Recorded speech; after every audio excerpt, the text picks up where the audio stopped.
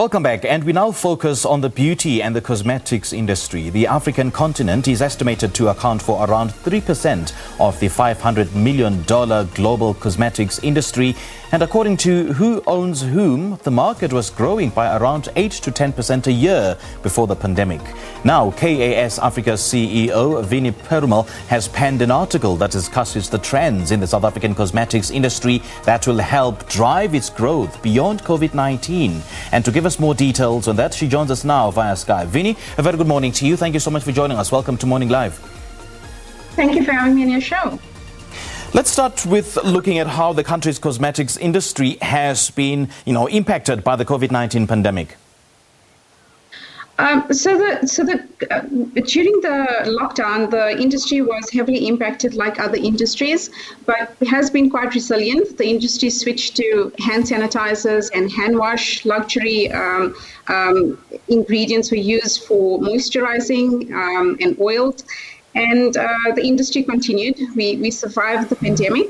We've seen a massive increase in the industry in terms of hygiene and beauty care products. There's been a focus now on facial, eye care, scalp and hair treatments. And we've seen during the pandemic, when a lot of the hair salons and beauty salons were closed, that consumers started looking at do-it-yourself home care kits.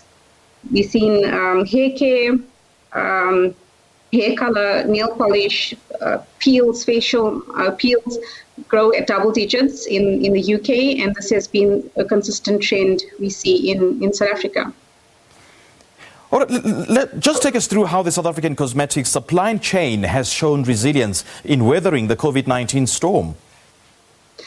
So there was massive disruptions during the hard lockdown, and the industry started looking at localization of many of the raw materials and packaging that is manufactured internationally and imported into South Africa.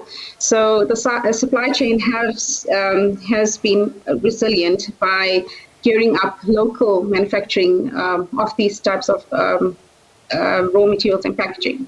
And there's been a number of programs that have been initiated by government to localize strategic raw materials and packaging for the specific industry. And do share with us some of these trends that you say will play a major role in sort of shaping the future of the hair and beauty sector in South Africa post the pandemic. So do-it-yourself and self-care products will continue. It will continue to be a trend going forward. We find that consumers are focusing more on eye care, hair, scalp treatments, and natural ingredients. So with the consumer awareness growing, there's been a huge focus on natural ingredients and sustainable products. We find that we've been working in a number of regional economies or trade communities that are looking at raw materials that are sourced naturally in the African continent. And we find there's a huge gap in the market for local brand owners. There's a huge gap in the local Black consumers complaining that there's not enough products to cater to their specific hair and skin requirements.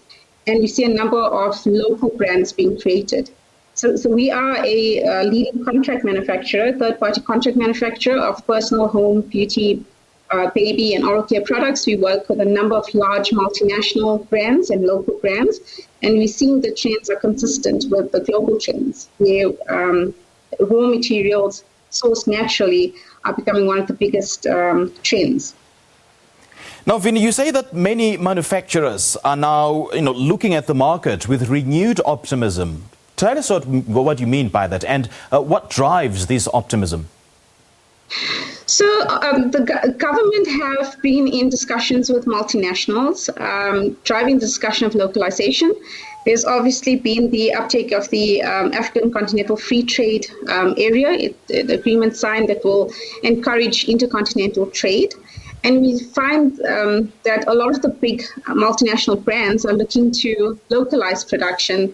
That during hard lockdown, we found our shelves were empty. They were not able to get product into country. And they're looking now more strategically at localizing manufacturing on the continent. And this obviously gives us hope.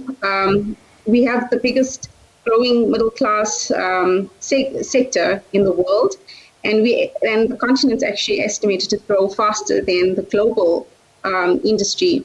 The global industry is estimated to grow at 4%. We will be growing between 6 and 8%. So multinationals and local brands are looking at expanding. Now, let's talk about how the country's manufacturers are now uncovering a new niche in markets such as natural and organic products. So we found that there's a number of trade. We've been working with a number of entrepreneurs that have been looking at natural extracts. There's regional trade communities that have been formed, and you find ingredients that are unique to the African continent now being looked at in products, very innovative products. For example, Mafura butter. You have your Kalahari melon seed oil and marula oil. These are raw materials found in regional areas of Africa. You find trade communities now getting together to actually extract these raw materials and oils, and it's being used in skincare products. And with consumers as well, being so much more aware of the ingredients that are used in products, there's been a spike in demand. E-commerce has obviously taken off in South Africa, like globally, with everything moving online. We've seen a huge increase in the internet users, 1.7 million users, and 25 million social media users. So this has also contributed to the trend of looking at natural ingredients, raw materials, and sustainably sourced products, not just sustainably sourced raw materials, but also the manufacturing of it. And in the article, you mentioned that even before the pandemic, the local cosmetics industry faced very, very difficult market conditions due to, Eskom's load shedding and the weak economic growth. Yeah, take us through that in greater detail. Yes, so prior to COVID, we saw growth slow down. Yes, the industry was affected by Eskom, I think, like many industries in the manufacturing sector, and we saw growth slow down.